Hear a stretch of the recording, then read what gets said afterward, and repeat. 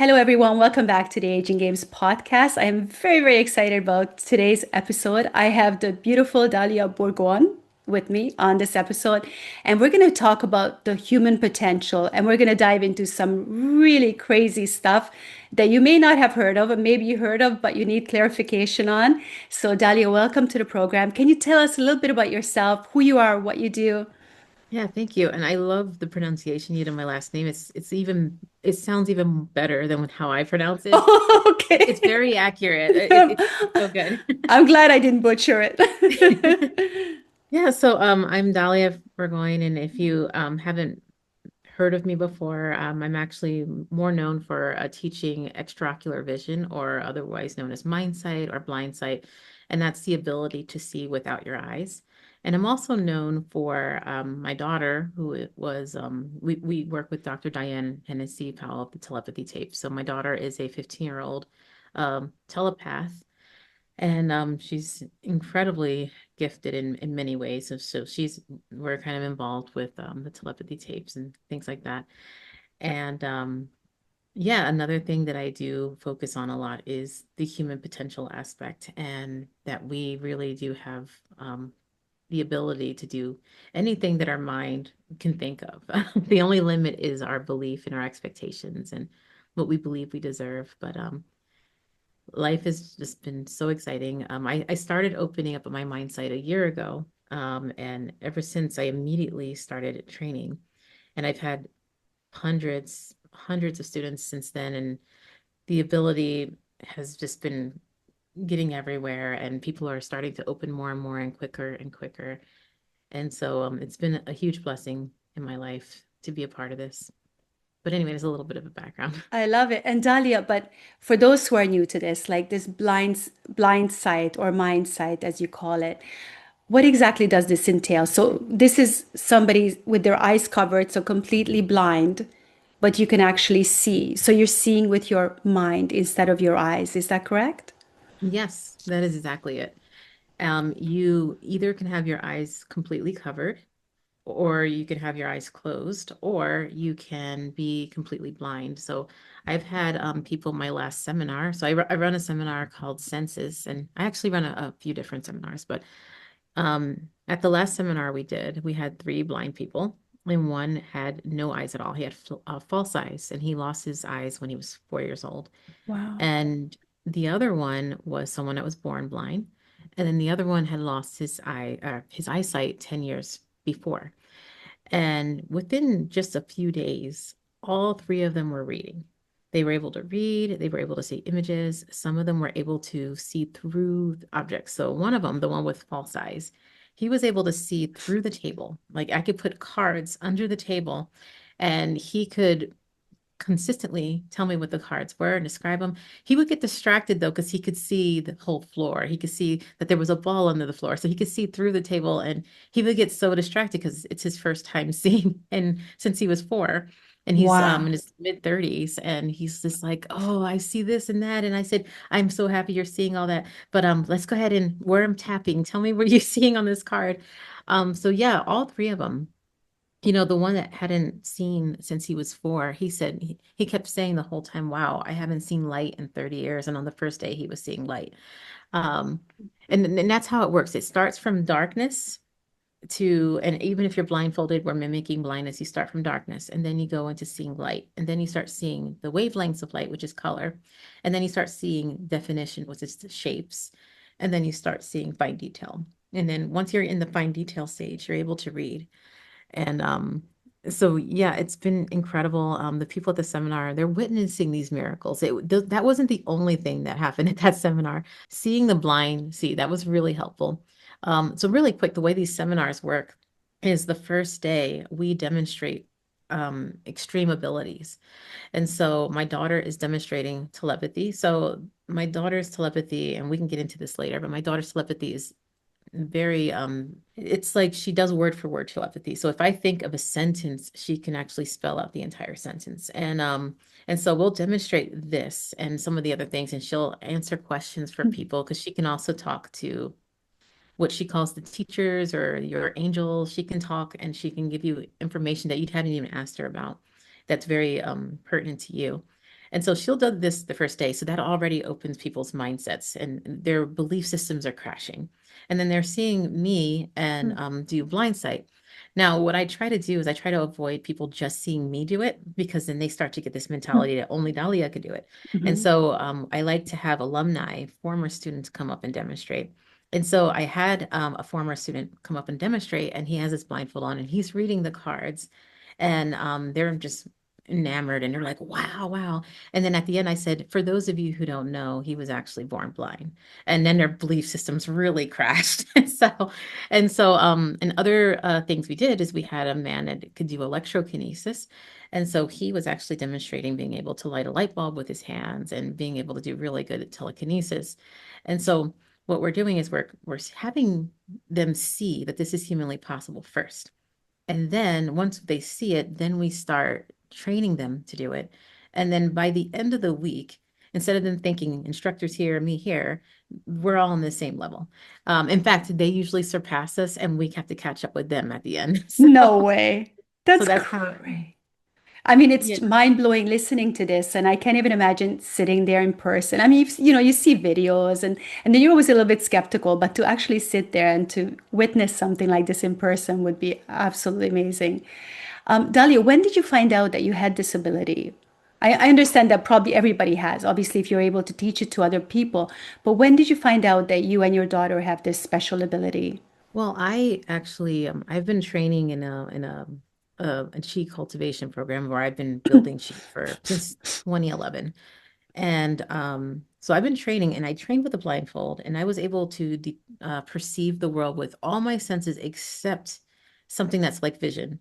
So I was able to tell what something was by the sound of it, if someone tapped on it, or by the smell or by the touch very easily. But with as far as seeing colors and seeing reading and stuff. So yeah, I remember watching children in Indonesia and there was always this idea being spread around that only children can learn this. Hmm. And I remember immediately thinking, I don't agree with that at all. I like children have a state of mind that they're normally in, but I have access to that state of mind. And so I remember thinking, eventually I'll get to that ability. And then fast forward 10 years, and I start having these experiences where I started suddenly being able to see through a mask. And it was just, like it was almost like this is what you're gonna have to get good at. Basically, I would see through it and I would think, oh my goodness, I need to actually like proceed with this.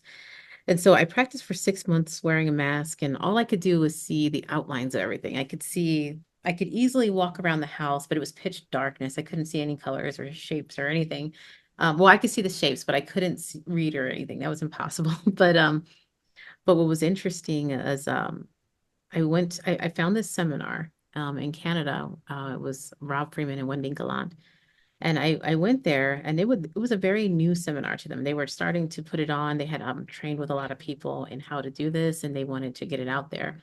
And so I went and I was the first person to open, or I was maybe the second, but I was the first one that they really noticed. And then they noticed that whoever I worked with, they started to open too.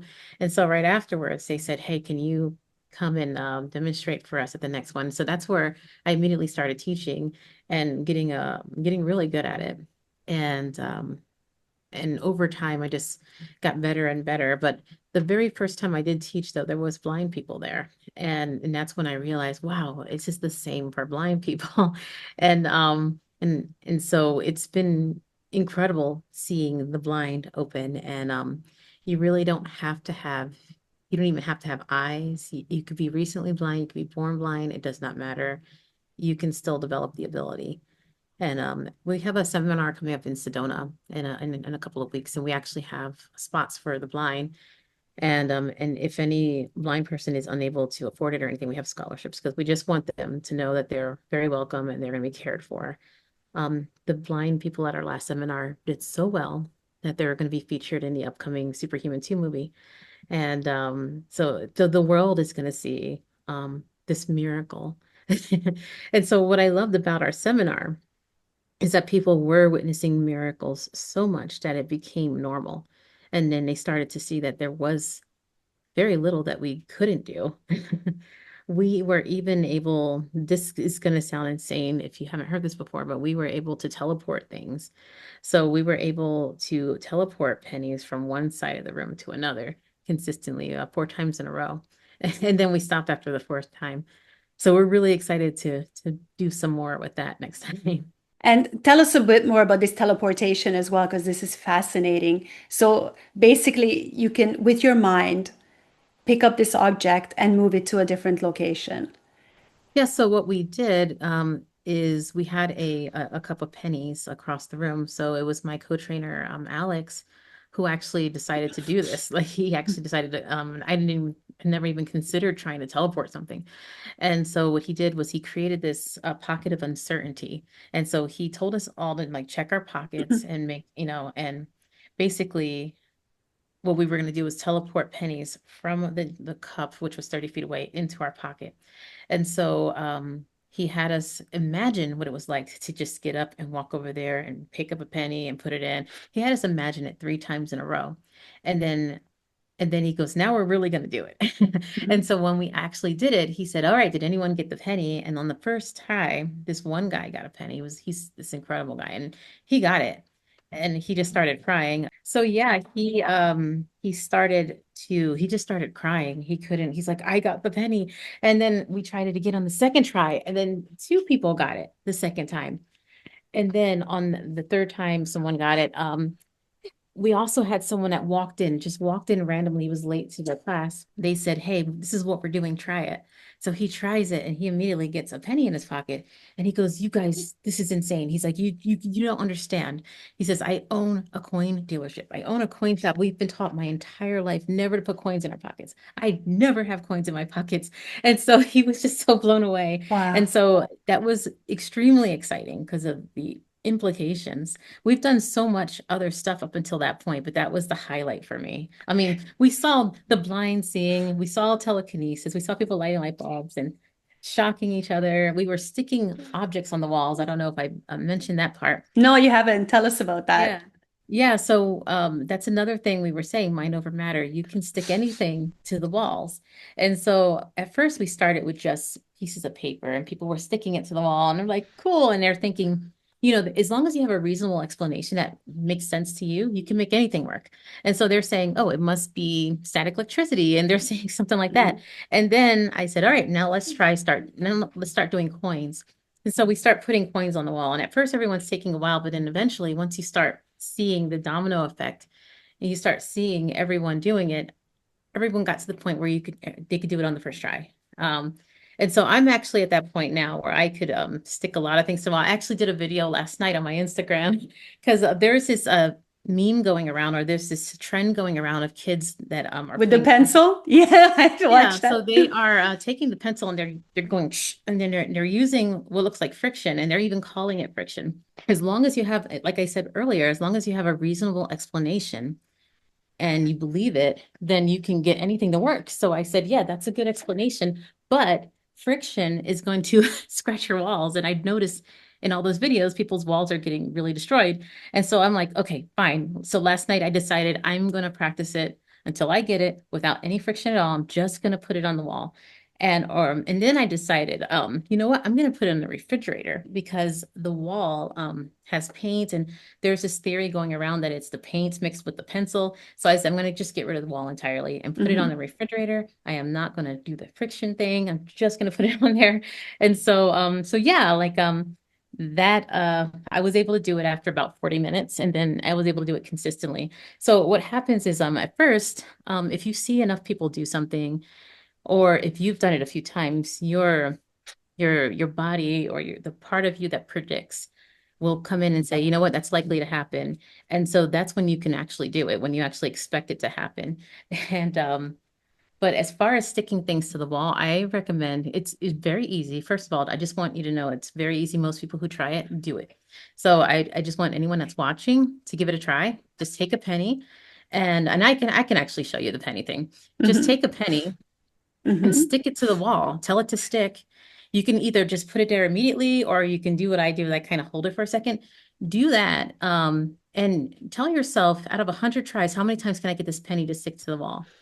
And if you do that, you'll notice it will stick. You'll be very shocked and excited. And I recommend everyone try it. Just simple exercise. It works. I'll just show you really quick. Okay. So I'm starting to get used to just doing this like on the fly. So for those who are just listening and not watching this on a video, Dalia is standing by the wall and she's There it holding a is. penny and she just in a random spot and the penny is sticking to the. How long will it stay there? Well, that one I've noticed because I'm newer to doing it on video, it is Mhm. only staying for a few seconds, but when I do it without video, It it stays stays for longer. days. It's It stays messing for with days. you. Yeah, or I could even do it on the ceiling. I could do it on marble. It does not matter.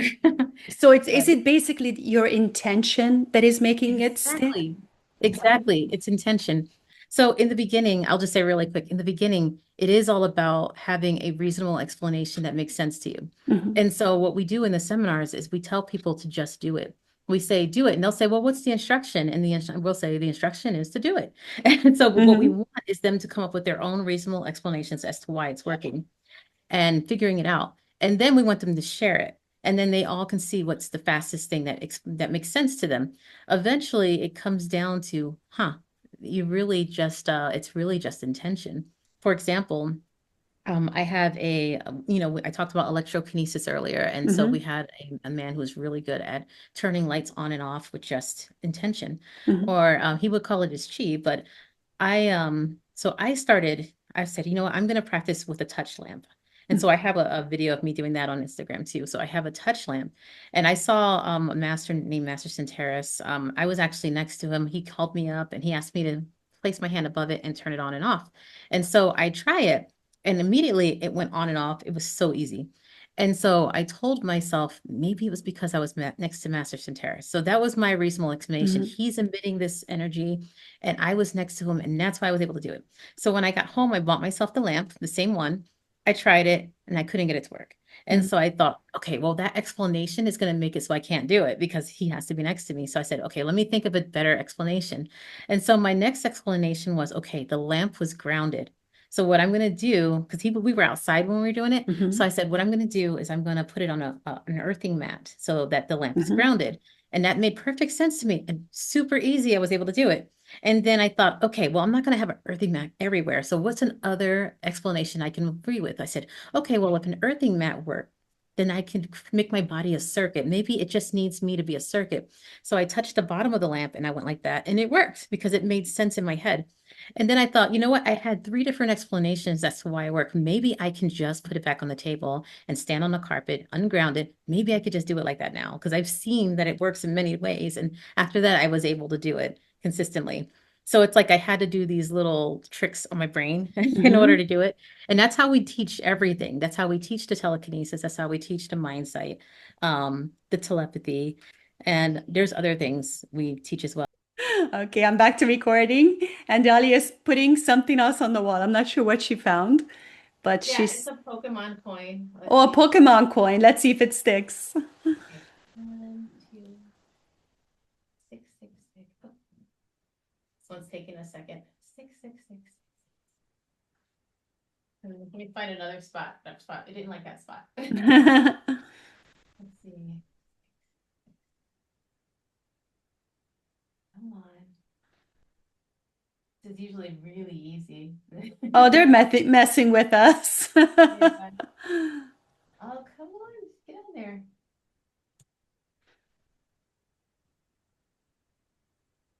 There he goes. Now see if I can Oh, shoot it. awesome. One, Look at two, it. three. No, it didn't work. Okay. That's another game I try to play is shooting it down. So, Oh, okay. So you just kind of shoot at it with your finger and then it's supposed to yeah. fall down. Uh-huh. Wait, let me try. Psh, psh. No. No, not yet. The penny fell so much faster. Yeah, isn't that amazing? Yeah. But yeah, I've had it so that so yeah, so I would recommend the audience trying it. Children are really, really good at it. They're good at Why there it why is. are why are children better at it than Because adults?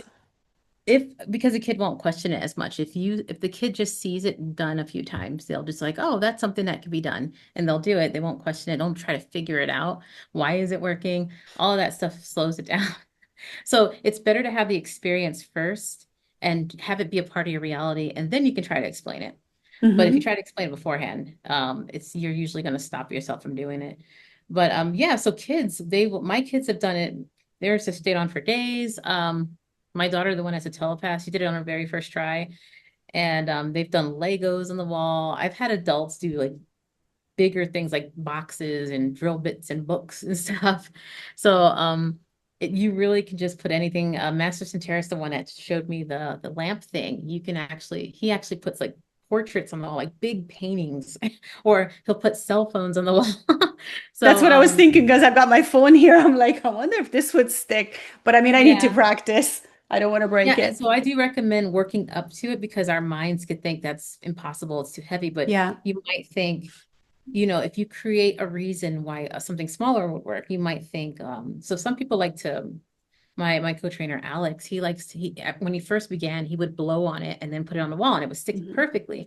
And his explanation was, well, there was a reasonable uncertainty. Is it moisture that's helping? As Hmm. soon as I had that uncertainty, it made it so it was easy to stick. And then eventually, once he was good at it, then he stopped blowing on it and just doing it. And me, I'm thinking of it's sticking to the wall and thinking that the wall and it merges together. I'm thinking of quantum physics, how Yeah. everything is empty space and it kind of, so I'm thinking of all of these little things to get it to work. And well, at first I was, and now it's just a thing that I've done so many times that I expect it. It's the same with telekinesis. When you first begin, we start people on the side wheel and you start them with no glass over it because we want them to think maybe the wind is helping me. As Hmm. long as you have that maybe in there, you can actually get good. You won't try to stop yourself and block yourself. You allow yourself to think the wind is there and give it permission. Once you're really good, then you start working up to putting the glass on it. And oh, actually, I prefer Alex has them go straight to glass. I usually have people go to plastic first because it's Hmm. easy for you to think, oh, it's the heat from my hand, or it's static electricity. So you're explaining it in all these different ways. And then once you're really good at that, go ahead and put the glass on there. Some people still try to explain it away and they'll say, oh, it's the electricity in the room. Or they're saying that something's got to be moving it. But it's interesting because it does go with you. It follows what your controlling is. And then you can do it from a distance. You don't have to be close. You don't even have to use your hands. You could do it just by looking. So all of this shows how much intention is running our life. Like, and so what most people don't realize is what we believe is intention. If you believe that the food you're eating is good for you, it'll be better for you. If you believe it's bad for you, or if you say, "Oh, I shouldn't be eating this," and Hmm. all of that is an intention that you're making your food poison. If you think every day, "Oh, I hate the way I look," or something, that's an intention you're putting in, and the whole thing with healing, like energy healing and stuff like that. So if you just start with energy healing, which some people do it and they'll go by belief, and that's great. Um, but what we like to do in our class is and this is what I want to do in the next one, is I want them to see physical evidence that they're healing something. And so I've actually been practicing this where I actually will crack an egg and then we'll heal the egg, make it whole again, as if it was never. What? So No yeah, you way. can. Yeah, totally can be done. And yesterday I did this live. I cut a cucumber I cut it at an angle and I put it together in an oblong shape. So not the original shape. And then I put in this healing thing and the intention was that not only would it fuse together and act like it was born that way, it was made that way, but it also the other intention was that it got stronger every minute. Every minute it got 10 times stronger. And it got so strong that it could hold bricks. And so I kept putting that intention in there. And so at the end, I demonstrated how strong it was. So I showed that it was solid. It was now solid. And I showed the strength. I had it holding a bag up and then I put a bunch of weight in the bag. So I put a bunch of water bottles in the bag. So you actually saw. And then there was a point where I kept saying, it's getting too heavy. It's getting too heavy. And there was a part of me that didn't want to hold it anymore. And that's around the time it broke. But it was holding a lot of weight. And so these are examples of physical examples. So when people see this, they know, huh, we really can heal each other. We really do have complete control over everything that's happening in our life. It really is just our intention and our reality. So that's what's exciting about a lot of this stuff. But what does all this say about reality? Is what look, what is reality?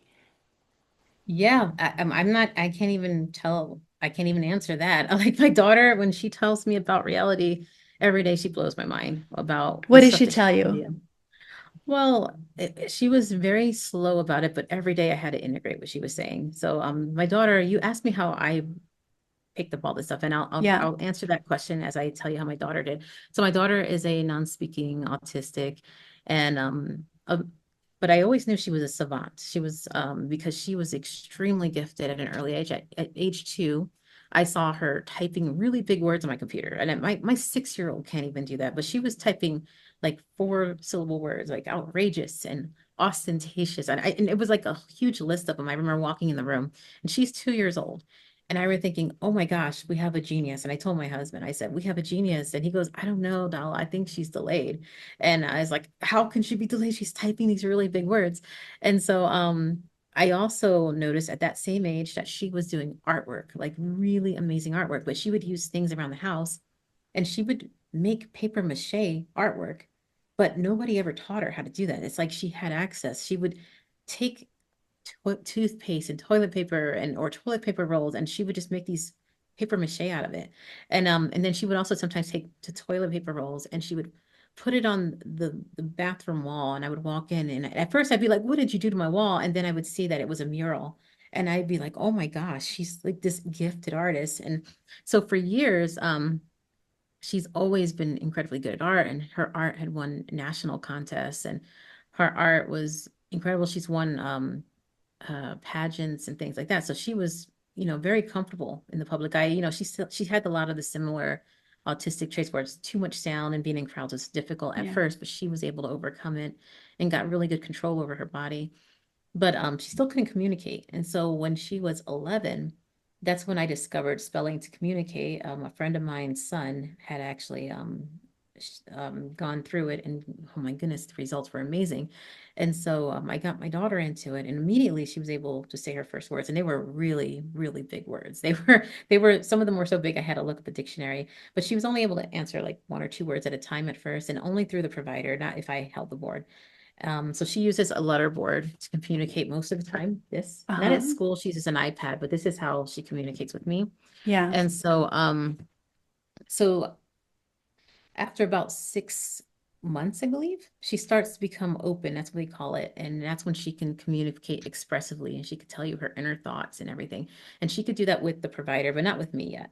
And so I practice with her every day and I can probably get 1 or 2 words out of her. And but after 2 years, finally she became open with me. So when she was 13, she finally was able to talk to me without the provider. I still go to the provider, but that's when I could finally have private conversations with her.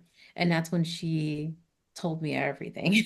But she did it slowly because Yeah. it was going to be too much for me to take in. Um, but the very first thing she said was, I asked her, okay, so I asked her, I said, I told her, I said, Lidu, everybody has skills that they're naturally good at. And I said, and you have really amazing skills.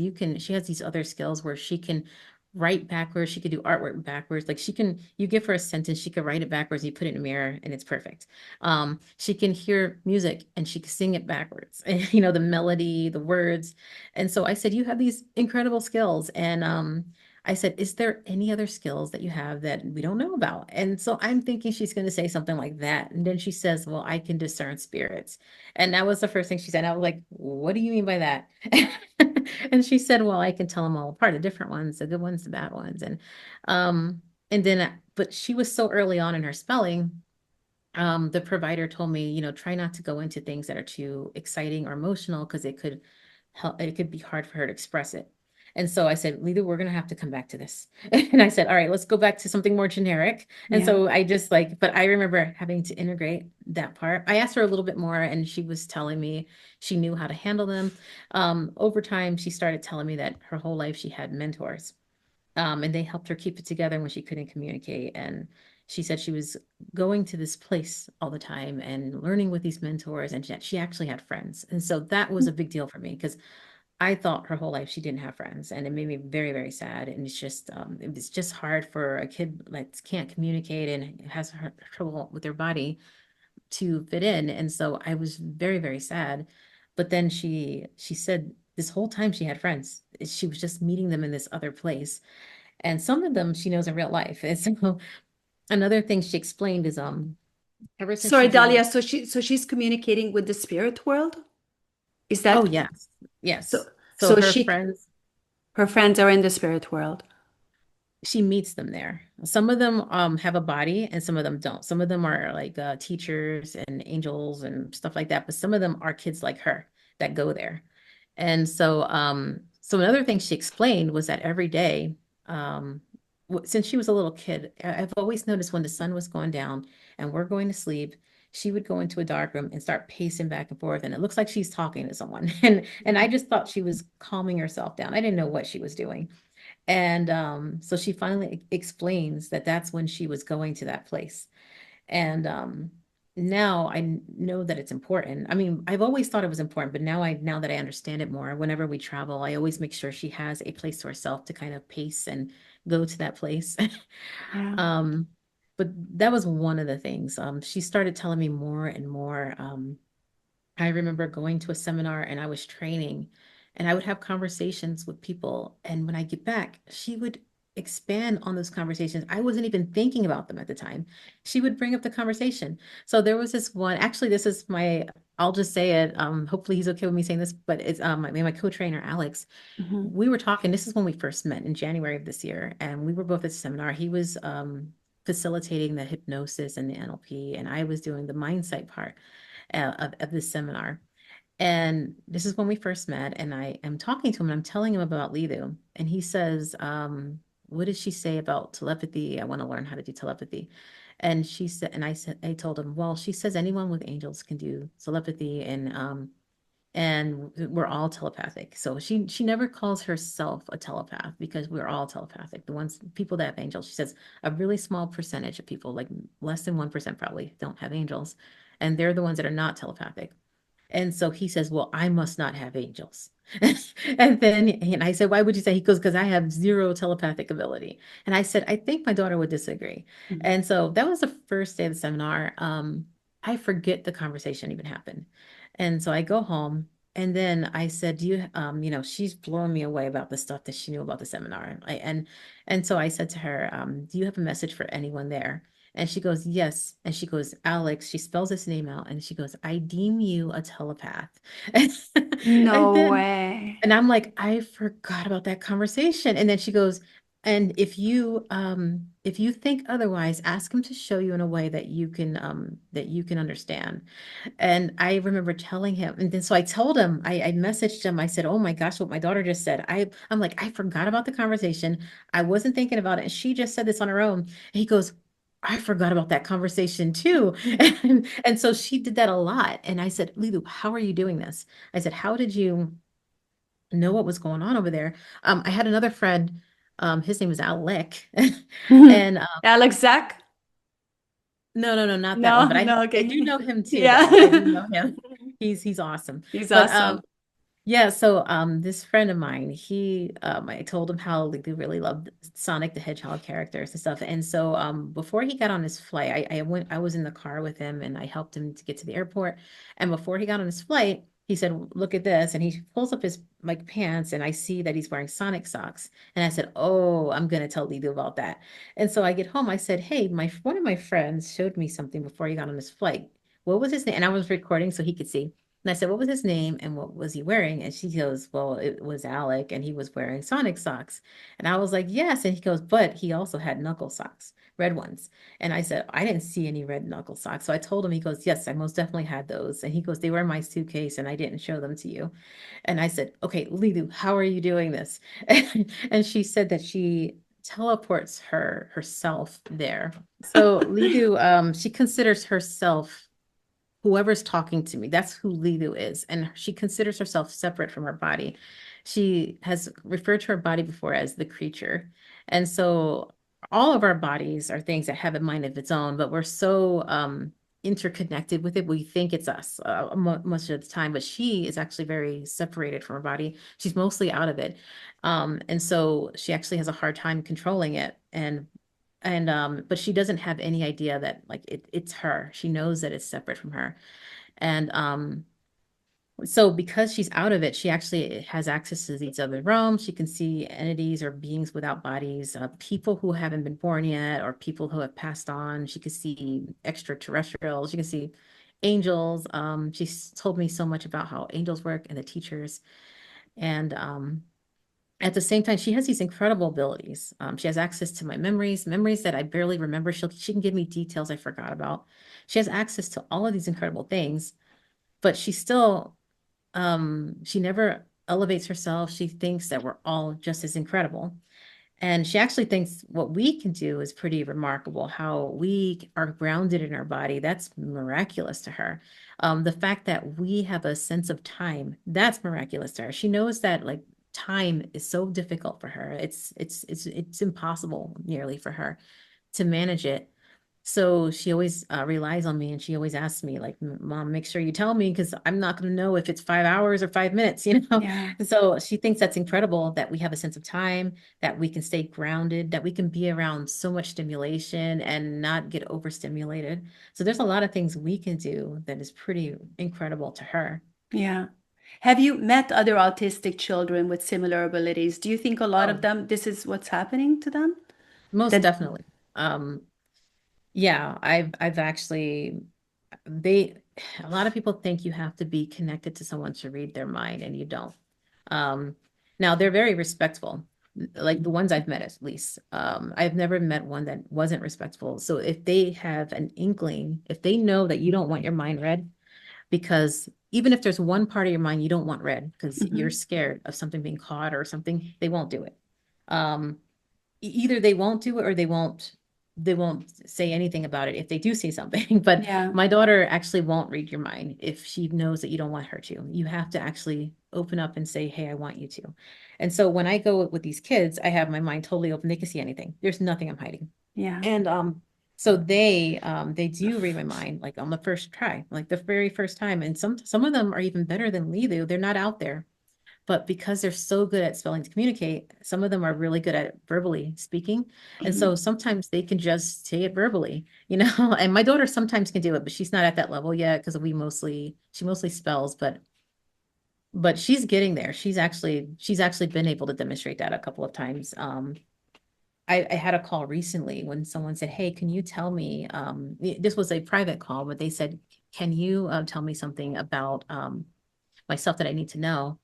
And so my daughter actually was speaking verbally, and I'm used to ignoring the verbal stuff because most of it's reflexes. Mhm. But I was focusing on what she was spelling. She's really good at being able to say stuff verbally and spell at the same time. But apparently, what she was saying verbally was actually very it meant a lot to him. And he told me everything she said verbally. I wasn't even paying attention. He had to tell me what she said afterwards. But he said what she said verbally was very accurate. And he was just so blown away. And then I'll tell you this part. So I didn't know this his age or anything. And I said, Lee, is there anything else you want to say? And she goes, yes, you're going to have a really good 53rd. And he says, oh my gosh, I'm about to turn 53. And so I didn't even know that. And so there's a lot of stuff like that. She's able to talk to your angels, and then she's able to tell you messages in a way that you need to hear because they'll tell her exactly how it needs to be said. Um, what's interesting about Lidu is she has so little ego. Like it's really hard to, I don't even think she has one really. Like Yeah. it's almost no ego. She's always talking about us in a unified way. So when I had my other kids, I have three more. That's my youngest right there. Mhm. When I had my other kids and they started to develop their personality, it was so different. I was like, wow, it's so interesting seeing like the ego on the kids Mhm. because Lidu just doesn't have one. Um, but with Lidu, it's so funny how she is. Like she has access to my mind. When she was opening her Christmas presents this year, she was saying it what they were before she opened them. Sometimes when I would order it, she would get so excited and she would come over and tell me like, and I would try to hide it, but I already knew she already knew what it was, you know. But isn't that And isn't that a little bit freaky as well that you can't, like you can't hide your thoughts, you can't hide any part of your life because she has full access no, to it? it's my reality. And so Mhm. it's to me, it's just so normal. At first it was just so weird, but I love it because I can read a There's a book or tennis racket that's hanging in the air. Is that hanging on something or is it just in the air? That's hanging on something. That's Okay, not just want to magical. make sure because it looks okay. I didn't even know you can see that. Yeah, that's Yeah. actually like it looks like an energy form that I practice with every day. So I use it Oh, for a visual. wow. Very But cool. what was I saying about her? Oh yeah, so like for example, this podcast, or if I were to read a book, I can go and discuss it with Lidu, and it's as if she had been there the whole time. I'd never have to give her any backstory at all. So I could say, "Oh, what did you think when we were talking about what was your favorite part of the podcast?" She can tell me, and she'll tell me why, and it might even be something I didn't even think about. So, and it's the Wow. same with books. So I love that. Um, there's times where there's a lot I want to say, and you know, if I were talking to you, it would take me a while to say. But with Lidu, I'm like, Lidu, just read my mind. Like it's just oh my gosh, I'm so excited, Lidu. What do you think? You know, and it's just I don't even have to tell her. I just you know, speaking to her is really just optional. Whenever we are in public and we do public events, speaking events, and I'm sitting next to her, it's rude to just speak out loud during it some when someone's talking, but with her I can easily just ask her a question and give her the letter word and she'll answer. I don't have to speak out the question. So you And could so just it's say the question in your head and she yeah, will. yeah, so it's just really nice. Or if I'm the one downside to having a child like her is the lack of control over the body. And so what people don't realize is, you know, they see her in public, she's really well poised, she's really good at controlling her body, she's gotten good because telepathy and getting out there is really important to her. This is a big part of her life's calling. She remembers making the decision before she was born with me. She remembers doing it with me. She told me the whole thing. She remembers her past lives. She remembers a lot of stuff and she goes and trains. And this is a big part of her calling is getting it out there. But what people, and so they see her, she's really well poised. She's gotten really good control of her body. She's one of the best representatives for telepathy. She's shown scientists. We work with Dr. Diane Hennessy, and scientists will cry when she's with them. But the one downside we have is that she still has this lack of control of the body, and she has the tendency to have episodes. And so if she does get overstimulated, there is always a chance she'll have an episode. And an episode happens when an episode happens, it's really hard to get her out of it. So sometimes when these kids have episodes, they'll become violent, or they'll hit someone else, or they'll hurt themselves, or they'll break objects that they care about. And so Lido, at first, she would hit her. It happened when she started becoming a teenager. A lot of them grow out of it when so for a lot of them, it'll start when they're teens and then they'll grow out of it when they're adults. I'm expecting her to grow out of it. Yeah. She's gotten a lot better. But for her, at first, she would hurt herself. She would start trying to scratch herself. And then I introduced her just destroying things instead. So I would give her things to destroy, but then she started, it wasn't good enough. It had to be stuff that she loved. So when she goes into an episode, she really counts on me to get rid of everything she loves. Otherwise, her body will destroy. And she always says, make sure you don't say it's me, it's my body. Um, and sometimes if it's really bad, I'll just, you know, like Lidu, like if it comes to her hurting herself or scratching me, I let her scratch me. I'm like, Lidu, you gotta like here, go ahead, scratch me, or she'll scratch or bite. And so I'll have bite marks and stuff. And so people just don't know that. This is the first time I'm actually talking about this. Wow. Um, and that's something she has to deal with. She hates it. Like she's so ashamed when that stuff happens. She cries afterward. And that's the only time Lidu ever cries. She normally can't show emotion. And what do you But think causes that? Is it the lack of control over the physical body? I don't know what it is, and all of us parents are baffled as to why that happens. But there is something that snaps, and she if she's upset about something, or she was looking, sometimes it's really hard to explain, because sometimes it's when I'm trying to be nice to her. I say, Lily, look, I got you this wonderful thing that I know she loves, and that might set her off because I gave it to her at the wrong time or something. And so it's not, it doesn't happen as often. It used to happen like twice a day or times, and now it's like once every few days. Mhm. Um, and when I see it starting, she has a service dog now.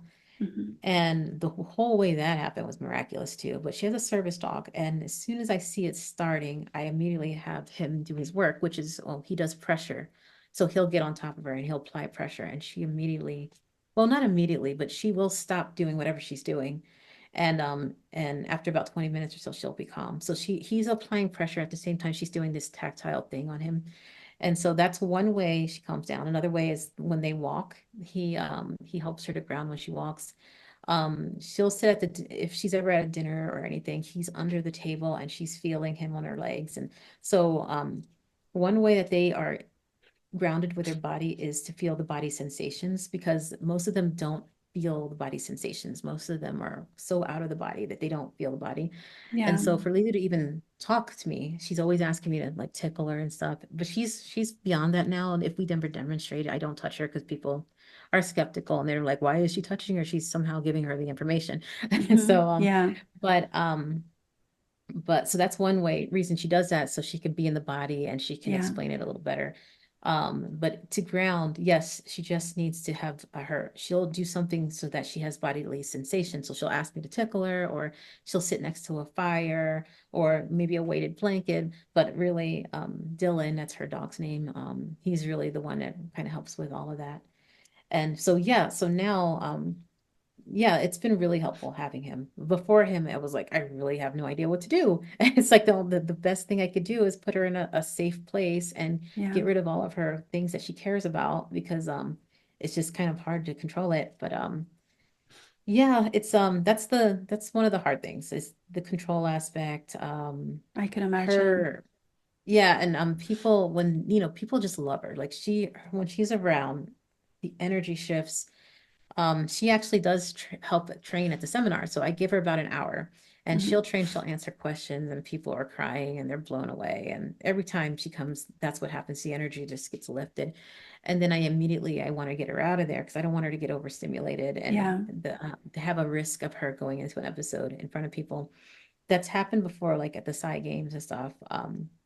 She actually, unbelievably, she was able to sit through 12 hours. That I can't believe I had her do that. I should have just gotten her out of there. But towards the end, she got really overstimulated and she Yeah. couldn't control it. And she just started, everyone loved her, but she was like throwing her shoes and stuff. She Oh just my lost God. it.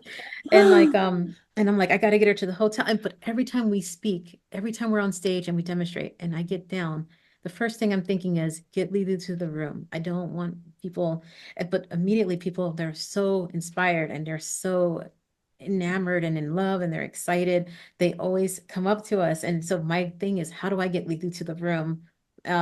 Sometimes when I was getting her to the room, I would always get stopped and people are wanting to talk. And I'm like, I really got to get her. So I'm so sorry. I'm so sorry. I got to get her going. Most people are there's no most people. Everyone has been understanding. Once even she was at the airport with me and she runs off. She just runs off in front of me and I said, "Oh my gosh, I gotta go catch her." And she goes and she gets tired from running and she goes she cuts in front of someone at a water fountain because she needed something to drink. And I'm like, oh man, I'm gonna have to deal with whoever that person was and go and explain. But as soon as I got there, the person goes, "Hi, Dahlia." And she's like, "I was at the place where you were just speaking. Oh my gosh, it's Lidu." And I was like, "Oh, thank goodness. That was a person that knows who we are." And I think Lidu probably knew that that person would accept us. Yeah. And then and I wanted to say something to the person, but then Lilu runs off again. I'm like, "I'm so sorry, I have to go after her." And they're like, "No, no, no, great. I love what you guys are doing." And stuff. That's And so amazing. we've been lucky in public where nothing is ever, the downsides haven't shown itself really. Yeah. And I think we're pretty good. I think we have Dylan and she's extreme. She knows this is important, so she does everything she can. And I do the thing where it's only about an hour at a time with her. And Yeah. if she ever Dalia, does want you know what this kind of reminds me of, and I don't know if you ever made the connection or even if there is a connection, but people with Alzheimer's. Like, do Mhm. you think they're having a similar experience where they're like kind of disconnected from their bodies and maybe they are in a different realm? I don't know if you have any experience with Alzheimer's, but just the people that I've known in my life and it's also that same kind of disconnection. And then sometimes they also become violent and angry and have also no concept of time and things like that. So I see some parallels. Yeah, that sounds very similar. I bet there is a parallel there. I'm sure Lily would know a lot more about it. I could ask her, Yeah, but it would be really yeah, that definitely interesting. sounds like a parallel. And I've noticed with like spelling to communicate, it's not just limited to people with autism. There are other people who can do it or who benefit from it, that like people with cerebral palsy and probably people with Alzheimer's and stuff. Like they can, I think a lot of these activities we do at Census actually helps with a lot of this stuff. What's interesting is not just So we didn't even really get into the blind sight stuff. We talked about the blind seeing. I didn't talk about much about the people with the blindfolds. What's Mm-hmm. interesting is people with the blindfolds, by the end of the seminar, their eyesight usually gets better. And I mean, like people who needed glasses for many years would no longer need their glasses. There was this one guy, after just the first day, I think, he noticed whenever he wore glasses for 20 years, he couldn't read without them, he couldn't drive without them. He noticed after the first day, he said he realized when he put his glasses on he couldn't see anymore, and when he took them off it was 2020. And Wow. he was reading to, he's like, I can't even, he was in tears, it's like, I can't even believe I'm reading right now without my glasses. And he, to this day, he still doesn't wear his glasses. It's been months. And we've had people that said, oh yeah, after that, I brought it up. I said, hey, I've noticed this happen. This is not something I did on purpose, but I've noticed people saying that their eyesight got better. And and people like, oh yeah, I got rid of my readers. I did not tell you I got rid of my readers, or oh yeah, my astigmatism went away. And so these activities tend to make eyesight better. And So so and that's okay, what do I you was think trying. is it actually improving the eyesight or is it the fact that we realize that we are not actually seeing with our eyes? It could be, it could be that actually, which you're saying, because I notice that it can overlap. So I notice sometimes when people wear glasses, for example, and they're first learning mindsight, they don't wear glasses under the mask. And so they're seeing really well. And then they'll take it off and they'll forget they're not wearing their glasses Mm-hmm. and they're still seeing well. And then they'll say, oh, wait a minute, I'm not wearing my glasses. And then immediately their bad vision comes back.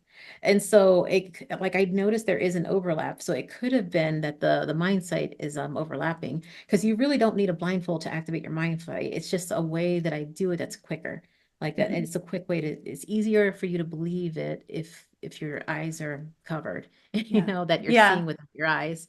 And so So it what, could be that how it's can that. people practice this at home? Like if tonight I want to, practice this myself, what can I do? Like I can go into my dark room or cover my eyes, or what would you recommend? What could be something that we could work on at home?